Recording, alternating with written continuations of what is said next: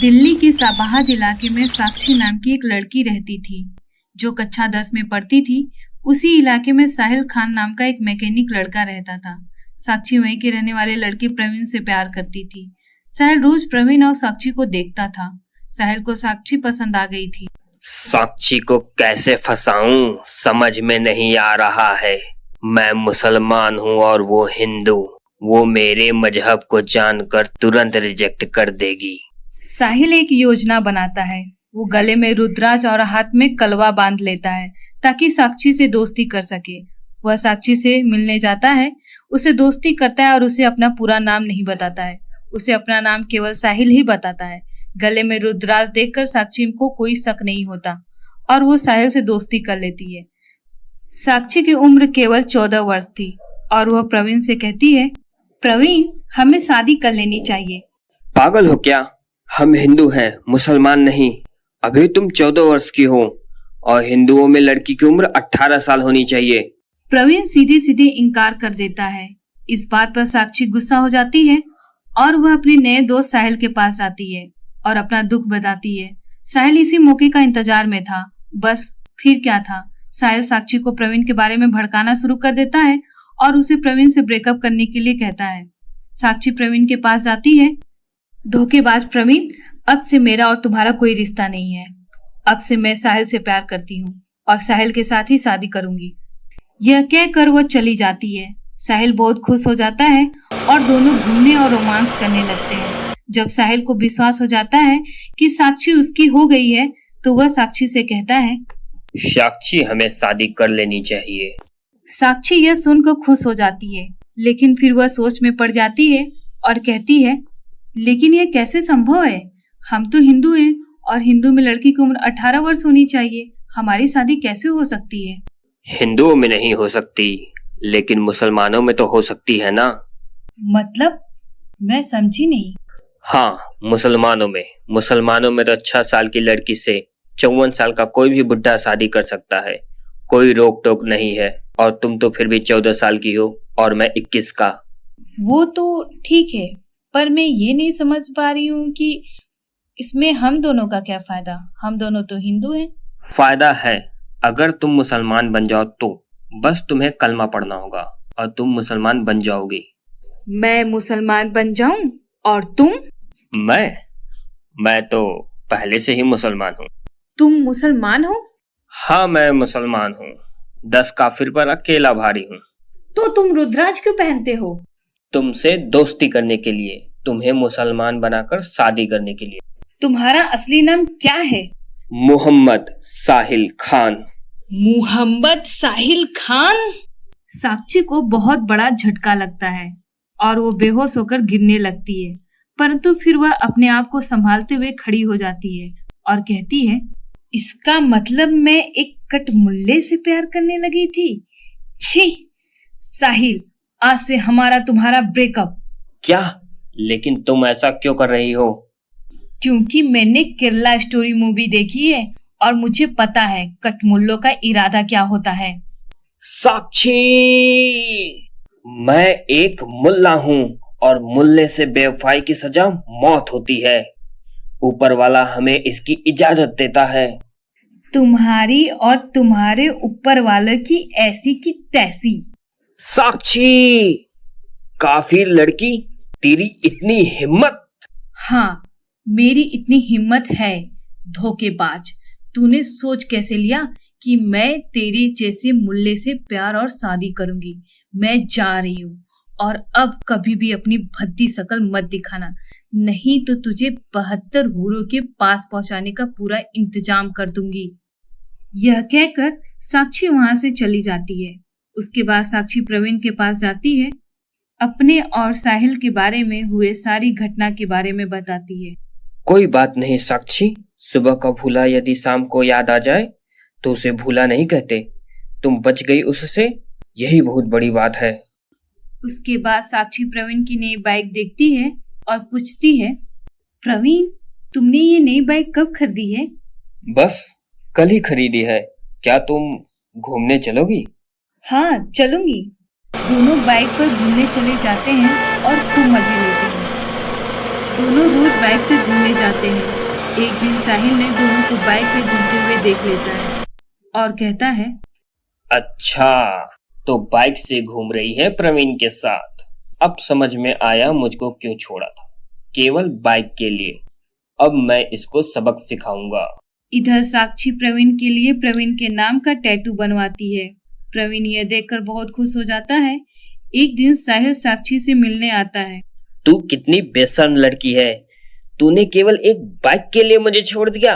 Bike के लिए नहीं छोड़ा है तुझे इसलिए छोड़ा है कि तू धोखेबाज है। तूने मुझसे छुपाया कि तू एक मुल्ला है।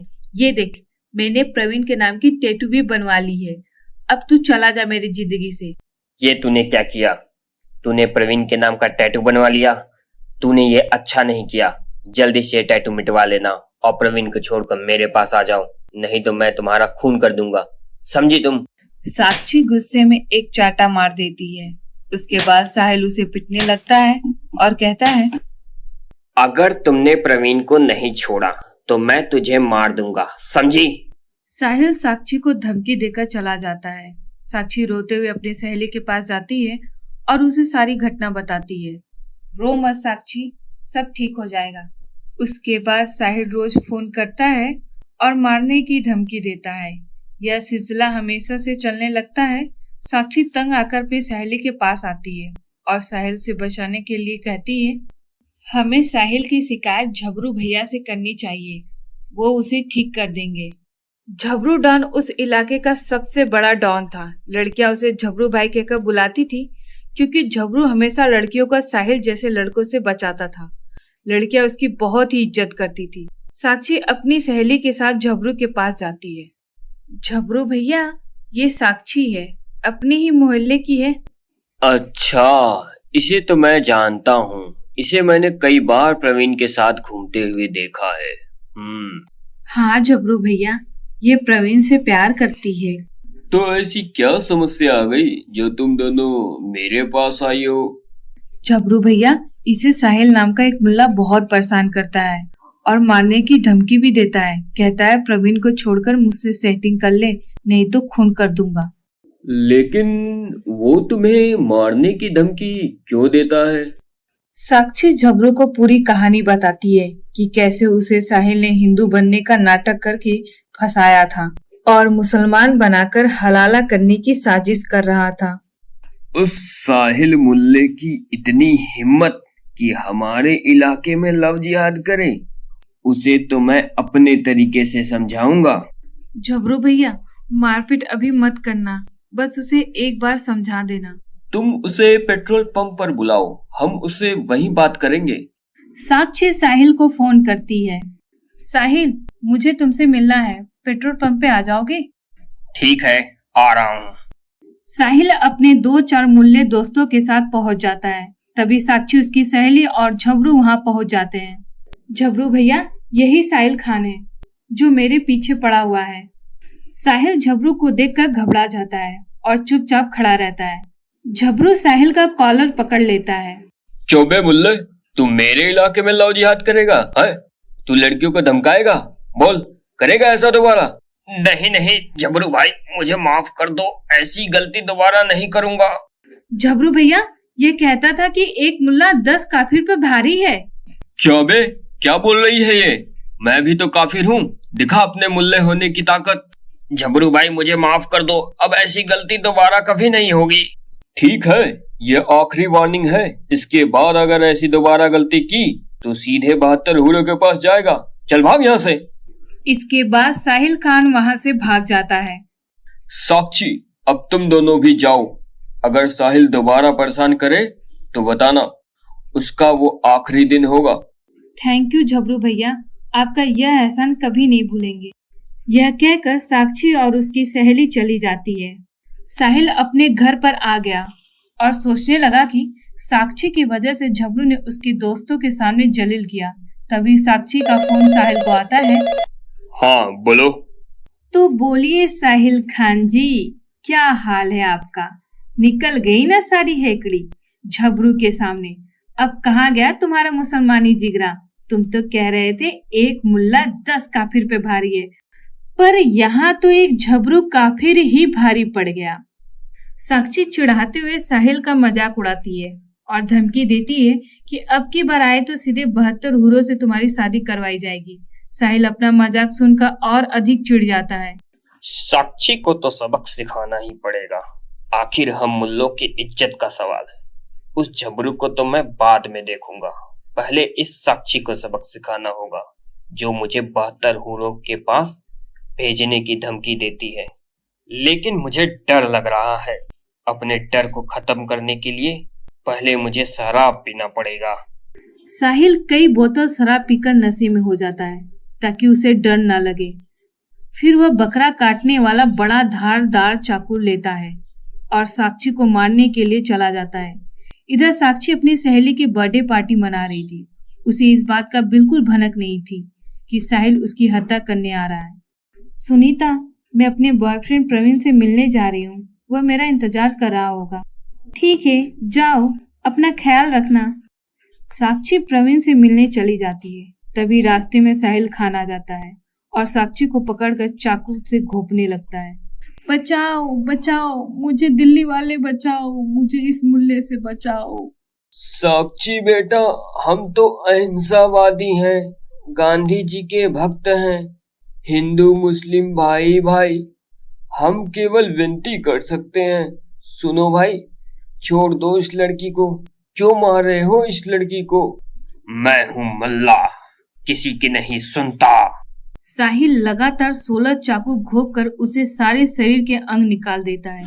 इतने पर भी साहिल को सुकून नहीं मिलता है। वह एक बड़ा सा भारी सा पत्थर उठाता है और साक्षी के ऊपर 5 बार फेंक देता है। साक्षी का पूरा सिर कुचल देता है।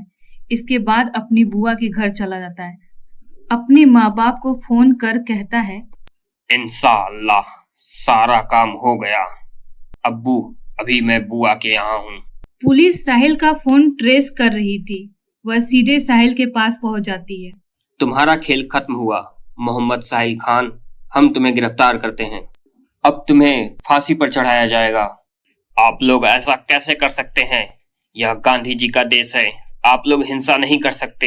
हिंसा करने का अधिकार केवल हमारा है। सब पता चल जाएगा जब जेल में डंडे पड़ेंगे। इस तरह साहिल को उसके कर्मों की सजा मिल जाती है।